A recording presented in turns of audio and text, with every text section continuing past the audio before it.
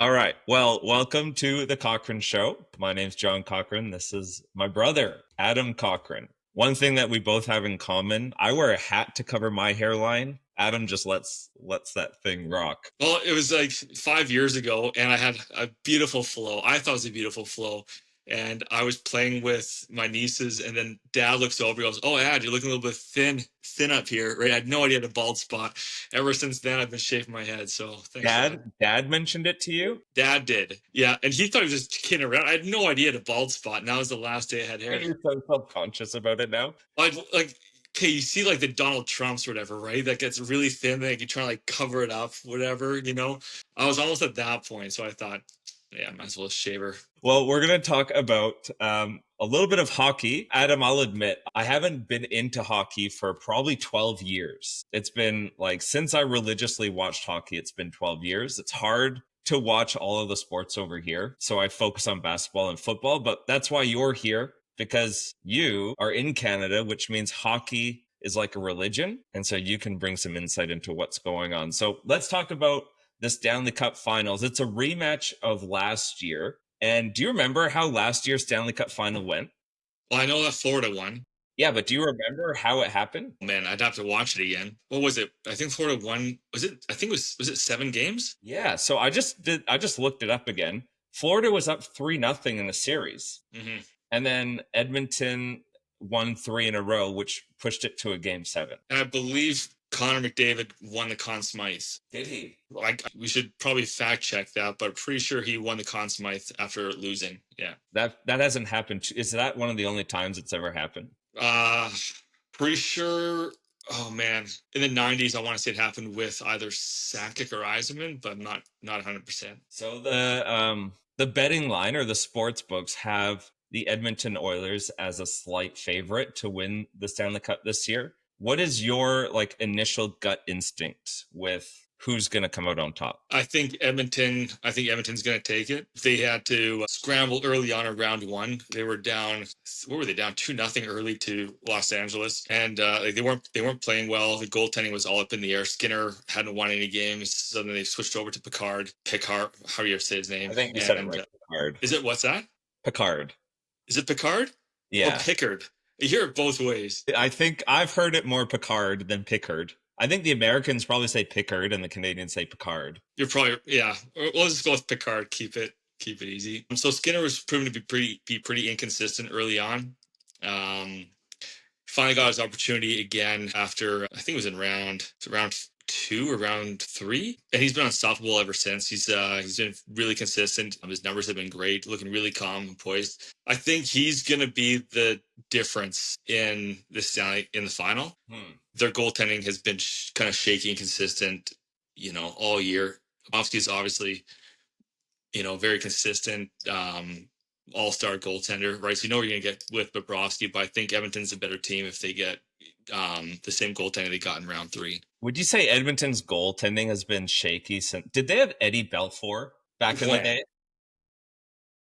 Man, maybe for a season. I mean, Belfour is really primarily just with Dallas, but yeah, then he was in Edmonton I thought he was in Edmonton when they won the cup with that Ryan Smythe team again, when they're the 8th seed against Carolina. In 2002 or whenever it was. My point is they've had shaky goaltending since then. Yeah, they have. Yeah. Yeah, they haven't really. They've been really just building. I mean, they got how many first round or first overall draft picks? All of them forwards, I think. Yeah, they haven't really spent a lot of money on their defense or goaltending. I mean, this year their defense is actually quite a bit better than last year. I mean, you and Dad, you guys say that goaltending, or is it just Dad that goaltending doesn't matter anymore? That you shouldn't be paying your goalies high money. Was that you or is that Dad too?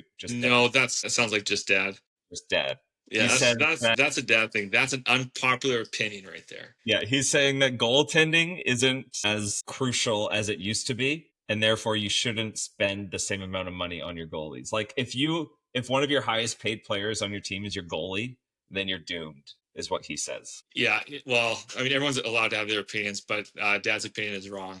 Yeah, you don't have to say he's wrong. Yeah. Yeah, a lot of people have been saying he's wrong lately. Here's a question. At the end of the series, you mentioned goaltending for Skinner, but say Florida wins the Stanley Cup, and I came to you and said, Adam, the Florida Panthers won the Stanley Cup because, what would your answer be, do you think? Like, what is it that's going to win the Florida Panthers the Stanley Cup? They're gonna have to solve McDavid and Draisaitl. I mean, I think everyone can agree with that. McDavid he's leading the playoffs again in points. What is he at, 25 or 26 points again? I think he's the first player ever to have 4 consecutive 20+ point postseasons. He's their best player, and he's playing like the best player. He's the best player in the world. So he's got 26 points. Only 6 of those are goals. He's got 20 assists right now. And his goals have been spectacular. His assists have been spectacular. He's just playing. He's playing a very complete game right now.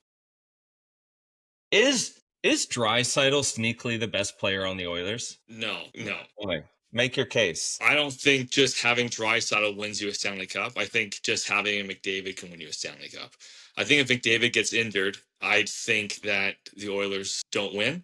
I think if Draisaitl gets injured, I think the Oilers still have a shot. So Draisaitl's like the Pippen to MJ? It's a good analogy. I would say, yeah. Because, right, Michael Jordan couldn't win anything until he got Scottie Pippen.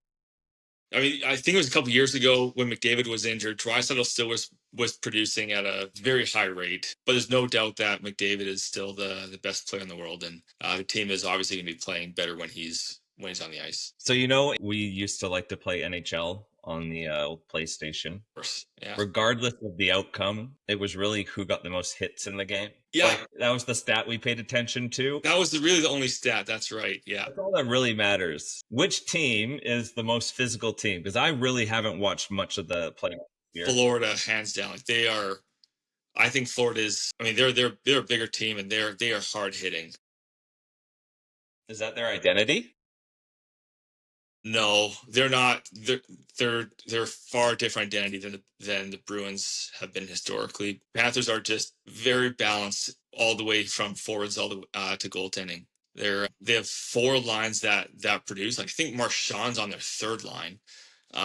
Like, they're so deep. Their defense is solid. And then obviously you have Bobrovsky kind of at the helm of net there. I have a theory on Bobrovsky. Share your theory. I want to hear it. I don't know if I'm the only one with this theory, but I remember Bobrovsky playing in Philadelphia. Remember that Philadelphia-Pittsburgh series that every game was like the winning team scored like 7 or 8 goals? Oh, yeah. Yep. That is still Bobrovsky. You get 2 early goals or 1 early goal on him, he is rattled and he just falls apart. Did he have that many shaky games in this postseason, though? Well, here's the thing. They are like 8-0 after leading after the first period. And so the Florida Panthers are. So when they get a lead, they're almost impossible to beat. But if you can score on the Panthers first, like that first goal, the first goal in this series is going to determine who wins the series in each game, I think. That's your theory, or that's your hypothesis, I guess, right? Yeah, like whoever scores the first goal in each game has, I would say, like an 80% chance of winning that game. That's fair. I mean, you also have now like the best team, like truly the 2 best teams in the NHL playing against each other. I mean, you could argue that the 3rd round, the conference finals, are arguably the least entertaining, most predictable series of the entire playoffs, right? You're not, Dallas and Edmonton was a joke, right? Same thing with Carolina and Florida. Like, you knew that those series were going to pan out the way they did going into it. I just don't think that. I think Florida is a not far better team, but they are a better team than they were last year, and they haven't really had to play from behind. So if Edmonton scores early, I mean, Florida can very well come back and tie the game up or even take the lead.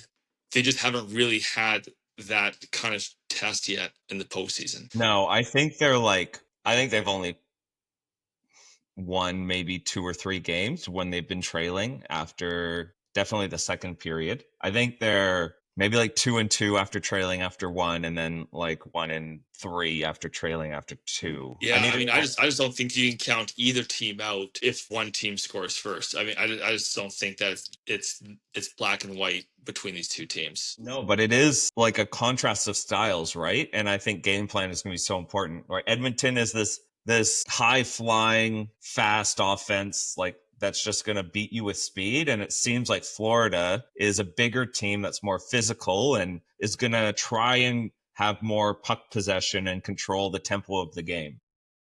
Yeah. Florida's also really fast, so they're gonna have to they gotta keep that ice small. They can't give McDavid his space. I don't know if you saw much of the Edmonton Dallas series, but McDavid had way too much space, and he was able to do whatever he wanted out there, which really was the demise of Dallas. If you give McDavid that open ice, that opportunity to accelerate, it's pretty much over. Yeah. I think they are far stronger defensively than Dallas. They're far stronger defensively than Vegas, and especially Los Angeles. So, yeah, if they can keep McDavid at bay, yeah, it could be their series. So you're predicting the Oilers will win? I'm going to say Oilers in 7. Oilers in 7. Wow. Because they're home ice, right? Edmonton's home ice. They're home ice, yeah. I'm going to say that Edmonton will win as well, but I'm going to say they win in 5. Gentlemen's sweep. Right. So this is specifically what's going to happen. They're going to win the first 2. They're going to let game 3 go. They're going to win game 4, and then they'll close it out on home ice in game 5. Okay, that's fair. I can see it happening. For sure.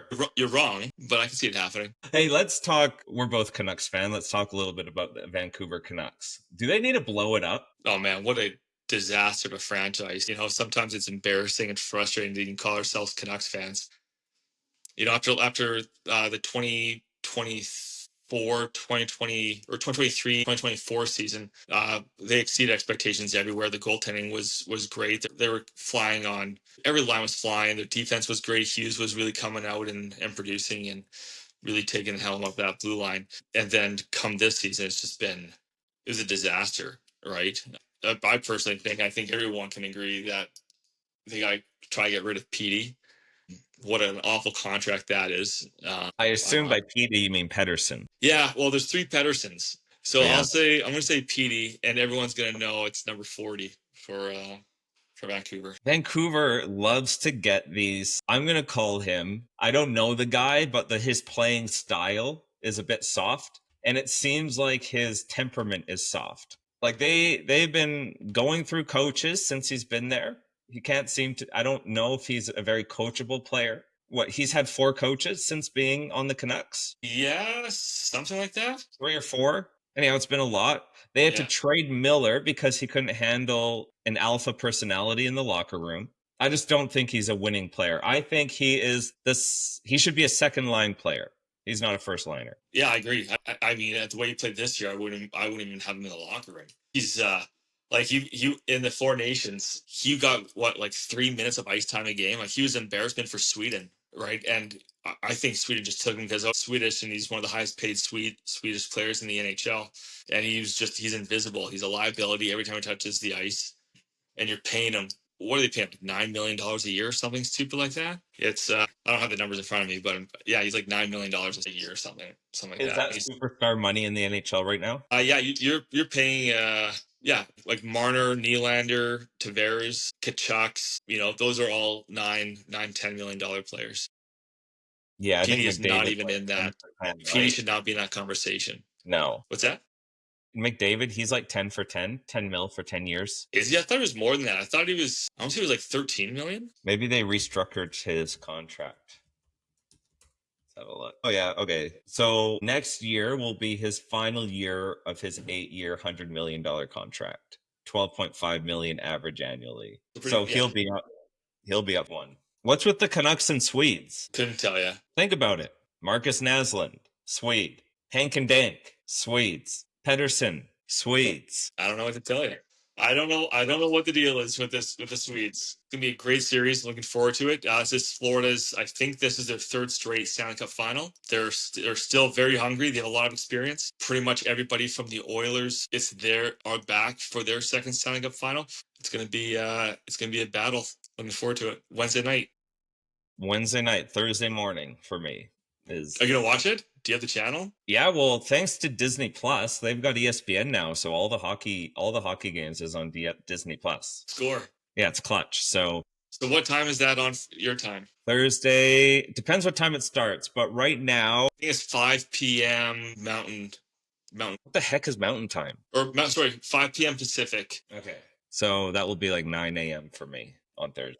Yeah, I might have it on in the background, see how we're going, see what the day holds. Actually, no, I'll be out doing a program, so I will not make it. Yeah, see, the difference between Australia and Canada is you won't be able to go an hour without somebody talking about hockey in the office, right? So good luck having those hockey conversations. I'm sure everyone's eager to be talking about McDavid and Bobrovsky. That's why I do the Cochrane Show, Adam. This is my opportunity to talk sports with, because you're right, nobody. I can talk basketball with some people and a little bit of football, but hockey, it's probably more respected by Australians than basketball and football. It's like I haven't come across a Australian that doesn't think hockey is just a crazy sport. Like it's got a great reputation, but hey, what's your do you have an unpopular opinion or prediction for the final? For the NHL? Yeah, the Stanley Cup Final. My unpopular opinion would be centered around Bobrovsky, that he's going to fall apart in these Stanley Cup Finals. That when they lose, it's not going to be a close game. When they lose, it's going to be like... Okay, that's fair. And this Stanley Cup Finals, if Edmonton wins, this will be the catalyst for Connor McDavid becoming the greatest NHL hockey player of all time. Okay, that is for another conversation. I didn't say it will cement him, but we're going to look back at this year and say this is the year that it all clicked for Connor McDavid, and it's not going to be even a discussion. He will be the greatest NHL player of all time. Man, yeah, okay. We'll have to. That's for a whole other debate. Like, I could talk about that and how you're so wrong, and for about an hour. But yeah, just give me one sentence why I'm wrong. What qualifies him? Like, what are your qualifications to make him the best hockey player of all time? Okay, I don't think you can be in that conversation unless you've won the cup. So they have to win. He has to win a Stanley Cup. He has to win more than one Stanley Cup. Correct. But right now I'm saying one. That's why I'm saying it's to be the catalyst, which means they're going to be a dynasty, like the Edmonton Oilers. The dynasty is going to be starting. It actually started last year. And this is going to make McDavid, it's going to put him in the conversation with Gretzky, Lemieux, Crosby, Ovi. He's going to be in that conversation. And what? He's like 26. How old's McDavid? Like 28? 29? Yeah. 27 is about the time when professional athletes are in their prime begins. So he's only like in the middle or at the beginning of his prime. He still has at least 10 years of playing at this level. And so they'll win a few more Stanley Cups. I think it's already pretty obvious that he's probably the most talented hockey player of all time. Maybe not the greatest yet, but you could say he's in the conversation of the most talented. Definitely the most impactful. Like, he is the loudest player on the ice, meaning he draws the most attention than any, like, when McDavid's on the ice. Like, there's what kind of composure he's been bringing to the locker room. Like, look at Crosby. Crosby's first season in Pittsburgh, 105 points, like 130 penalty minutes or something, right? And then becomes captain his second year, 120 points in his second year. He won 3 Stanley Cups with Pittsburgh, won a gold medal in 2010 in Vancouver, right? He actually scored the overtime goal against the Americans to win the gold medal. McDavid is yet to be in the Olympics, and you could argue when he does go to the Olympics, Russia's not even going to be in it, so he's not going to be playing against the best players in the world. Anyways. No. Has he not been in the Olympics yet? He hasn't captained, but he's been in it. What? 4 years ago. 4 years ago. NHL players weren't allowed in the Olympics. Well, that's not his. You can't have that against him. Of course you can. Is Crosby your pick for the greatest of all time? Yeah. I put Crosby as the greatest of all time, not just skill-wise, but just as a person, his character, his leadership capabilities, what he's accomplished, all of it. You could say he is so much more. What's that? You could say all that about Gretzky. Yeah, you could. And you could say the same thing about Ovi. He's just Russian and not Canadian. Ovi's never won a gold medal. Yeah, but we're not talking about the greatest. We're talking about the greatest NHL. Like, you don't add Olympics into the resume. Sure you do. Why wouldn't you?